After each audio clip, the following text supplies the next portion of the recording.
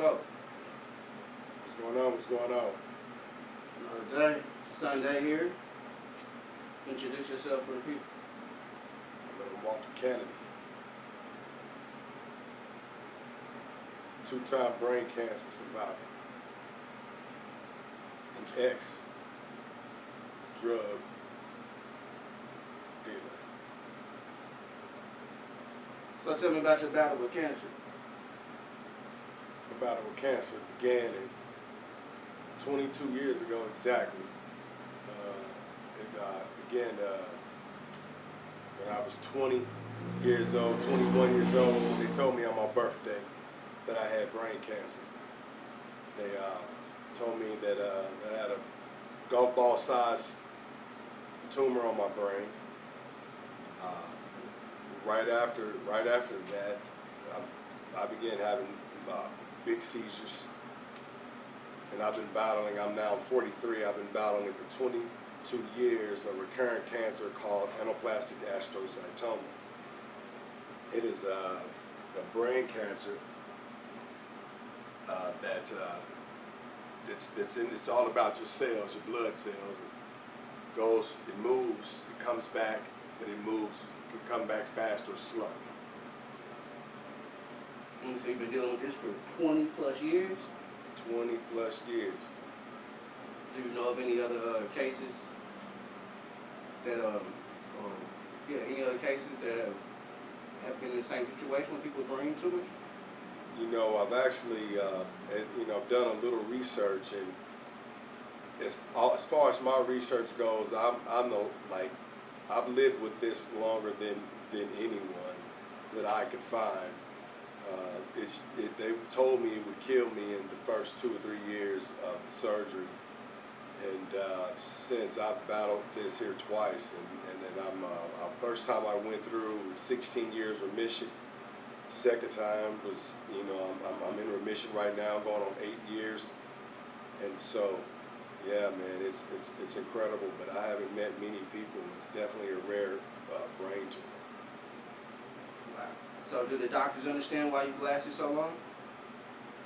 They don't. Everyone is pretty puzzled, but science is science. It definitely can produce a visual fact for you if that's what you're looking for, a visual fact. But some things are beyond visual.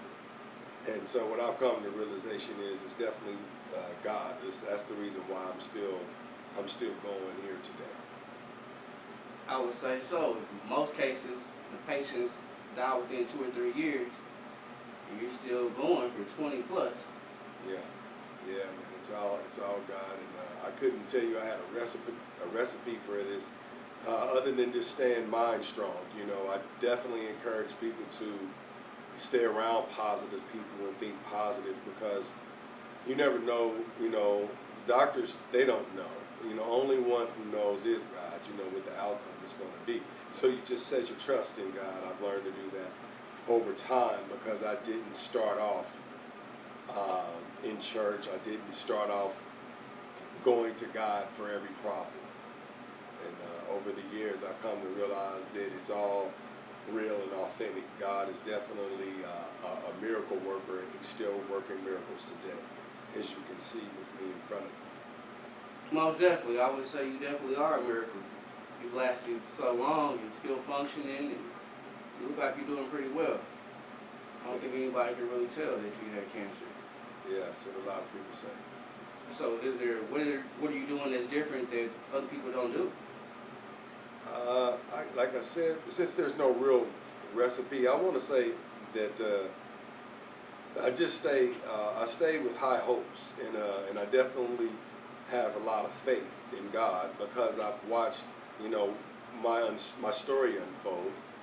And as I look back and I retract my story as I'm writing my book, that I realized that there was no steps that I could have taken to get to where I'm at today, and that it was all God who put things in place, the people in place for this to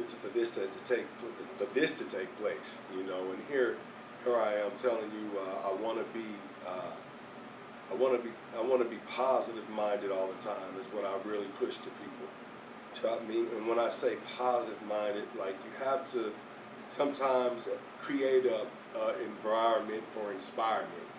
I would call it. You know, set up things around you in your space that inspires you to continue to be creative, innovative, inspiring, inspirational, and trying to put out some good energy around you. Sometimes when you don't have no one around, you may have to create that space. Things that motivate you, things that make you smile.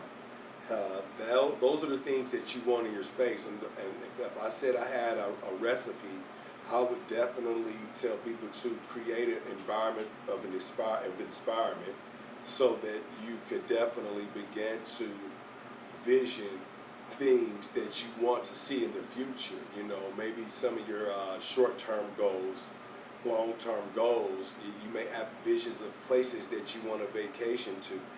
You know, lay those things around you, stick them up around you, and continuously remind yourself that you're going to get to see these things. Never take a negative report from the doctor and live with it. Don't bury it within you. Stay strong and look forward to doing great things. And God definitely has miracles waiting for you. He's just ask for them. So when they told you that you had such a certain amount of time to live, what did you think? In the beginning, having my first son around that time, of course, your chest, your heart drops down to your stomach, and so in the beginning, I want to say that I did fall into, the why stage. I believe we all fall into the why stage. Why God? Why me? And I began to set up. I was angry with God, but then at the same time, with the type of lifestyle that I was living, I also understood that, I thought maybe this could be because of the lifestyle that I was living. I was believing that God was punishing me, and so I didn't realize that it wasn't a punishment until later, in life. I see that some things are more of a disciplinary action towards an actions that you're currently engaged in, that He's going to get a reaction out of you. I believe He got a reaction out of me with this cancer. So once you found out you were diagnosed with cancer, you turned to God and started praying to God. So then once you survived the expected life, surpassed the life expectancy that the doctors gave you, what did you think? Well, I wish I could say it was that easy. To be honest, during my first fight, I definitely stayed in the streets. I was eager to get back to the streets, actually. Even knowing that God made it a miracle for me to get to the hospital, and in the hospitals that I was in with the doctors that I was with, I saw the miracles, but I was still eager to get back to the streets. My love for money, I want to say my greed, life's greed, could push us in our ambitions towards the wrong thing. And my mind was focused on the wrong thing. I wasn't really focused on the miracle. I was more focused on getting back to where I left off. And so I didn't get back. I didn't come to know God till later, my second battle, my second fight with cancer. Right after my first fight, I hit the streets with my cleats on and began to try to get money by selling drugs, like usual. So when cancer came back the second time, was that like a different awakening for you? Like, this is real, or I'm an angry God again, or what crossed your mind? I definitely want to say that I wasn't angry with God at this point at 35. I was 35, at the time when it returned, and so I was more or less. I did panic. Because it's I was in remission for 16 years, and I was just thinking, oh, it's over, and I want to say that I worried. I began to partaking in smoking and drinking, similar to the first time, I smoked and drank a lot of, drugs and drank alcohol. And so I didn't run to the Lord at first, but right afterwards, the second fight, I wanted to get to know God more, because I knew after surgery and then going through chemo radiation, and I'm still here. I said I have to get to know this God that keeps me here, knowing that I continue to be, a screw up. I wanted to begin to try to get my life right, and I knew it was going to be a tugboat experience, very slow. I knew it was going to be a slow-paced thing, because I wanted to remove something from me that's been inside of me so long, and that's the eagerness to chase money for all of the things that I want. And now that I understand that God has He has a purpose for me, and so I want to live for that now, and I want to work and do what it takes to get to know God, so I can live in purpose. Gotcha. So as far as now, you don't do any alcohol or any drugs? As far as right now, I currently don't deal in alcohol and drugs. I'm, even though they legalized marijuana, I take the brain serious, more now than ever, and the things that these drugs, or even medications, whatever you want to call them, do to our brains, depending on what age you are. It alters your brain differently. And say, for instance, with marijuana, they say your brain doesn't fully develop until maybe like 25. And so if you start smoking marijuana, if you're in your earlier ages, you're killing off cells in your brain that hasn't fully developed, so that they can't be recreated.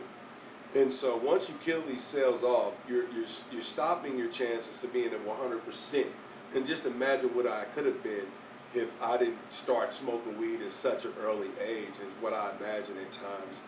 And so since I've learned that, I sort of feel, it's like it's a catch-22. Though I smoked weed predominantly my whole life, I didn't agree with legalizing the marijuana, because the children and all of the high stakes that are there for them, and I knew that it would definitely reach out to the community quicker, being it legal.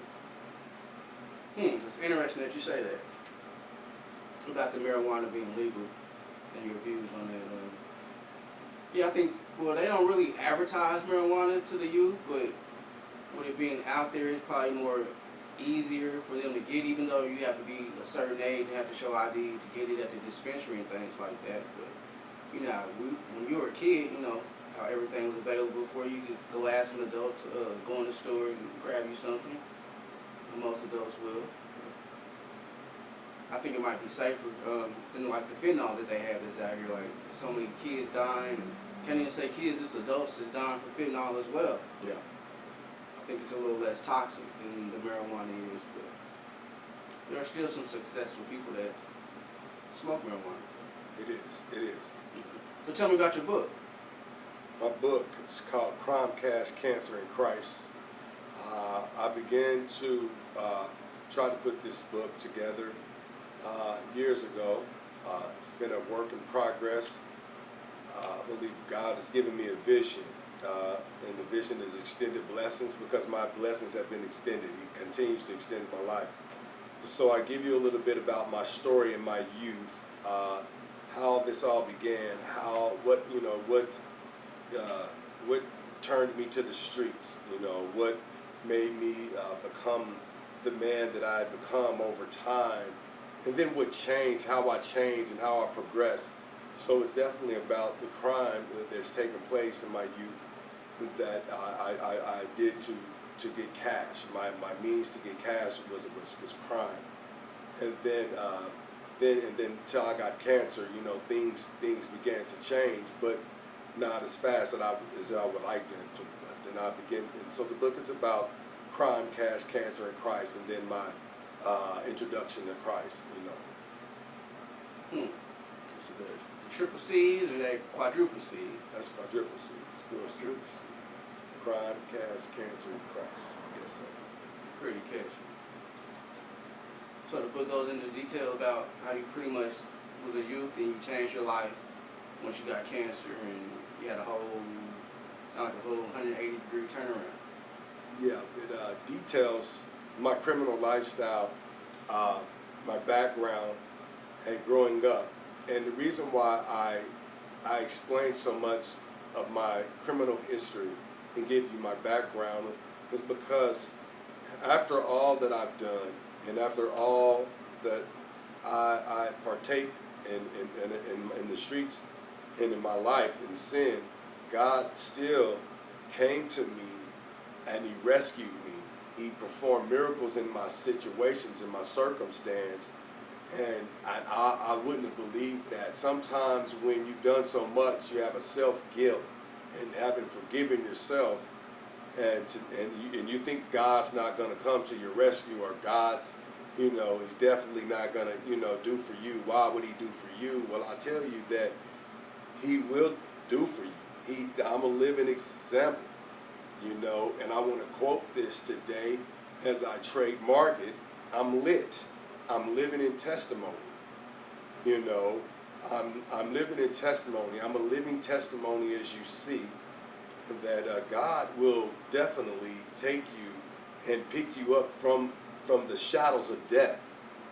He is that rod and that staff that comforts you. He's definitely, no matter what you've done, and that's what my book is going to definitely push toward you. That I want you to know that God is going to be there for you no matter what. And I want people to continue to have faith and believe, because I'm a living example that no matter what, listen to my story, read my story, it tells you God still saved me. Unbelievable as it may sound, it's definitely true. So you owe everything to God. I owe everything to God, yes, sir. So do you still talk to the youth? I remember last time you told me that you were going around speaking. You was a mentor to the youth? I've mentored to the youth with a buddy of mine, but I truly found my passion with speaking to caregivers, supporters, survivors, and fighters of cancer, and anyone that's dealing with any type of mental illness as well. I find mental illness another passion of mine. So anyone that's dealing with those in those circumstances, but I find myself now and also being a motivational speaker all the way, as far as I want to motivate anyone, whatever the circumstance may be. But my passion is definitely cancer driven for the fighters and supporters because of my own personal background with it. Yeah, I would say you would be a good person to talk to since you survived so long after being diagnosed with cancer. Mm-hmm. You said you fought it twice. Yes. Wow. It's pretty good. Pretty good. Yeah, but that's definitely all God. I wish I could say that, I could write down a recipe, a formula for you, and it's just that simple. I've come to realize now at 43 that it's definitely it's a relationship with God that I yearn for now. It's the reason why I go to church now. Back then as a young man, you go to church because some for the music, some for the antics, all of the things, women or whatever, but now I find myself going to church to want to give to the foundation it gave to me, in my need, those prayers that came from people who were at these different churches that, my family members reached out to, or, these churches that my family members went to, and they all prayed for me. And so I realized, that there's a scripture. I look to the hills from which my help comes from. I know my help comes from God. And I want to definitely, I want to share that with people. And definitely. Most definitely. Most definitely. Yeah. I can dig it. Yeah. God most definitely saved you for sure. For sure. So where do you think your source of cancer came from? Was it food, or were they able to determine what it was?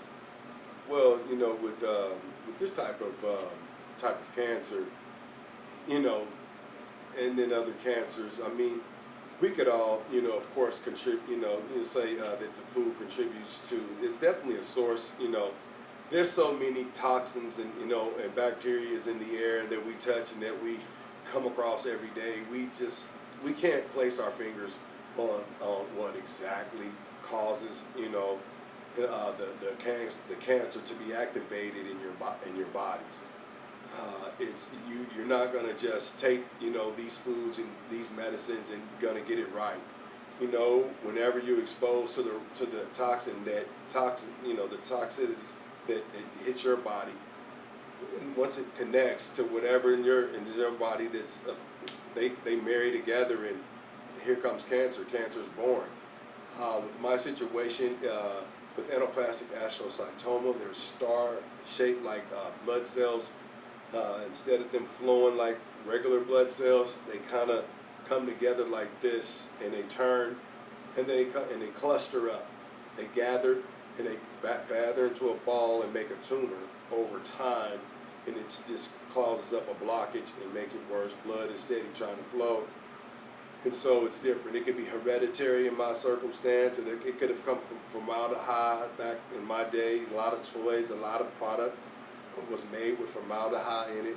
There's a lot of places that this cancer could have come from. There's a lot of places where colon cancer can come from, with hamburger meat, so forth and so on. But as far as someone sticking their finger right on it, and saying, hey, your cancer came from this, unless it was from someone else's negligence, as bacteria built up on a property or something that over time, unless they find it, due to that, then it's hard to really determine where cancer really comes from. Gotcha. So is there like a possibility that your cancer can come back a third time?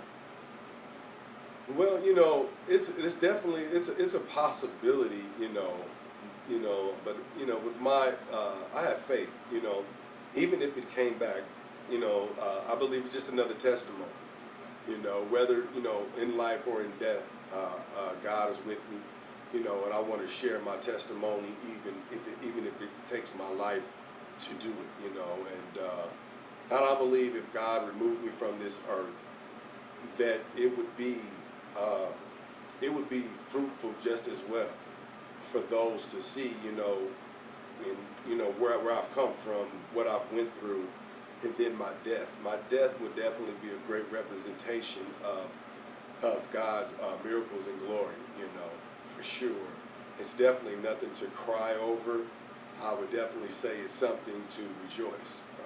So I'm for cancer to come back a third time, if that's what God's will it is, then I say that it's definitely possible. But I know we fight it together,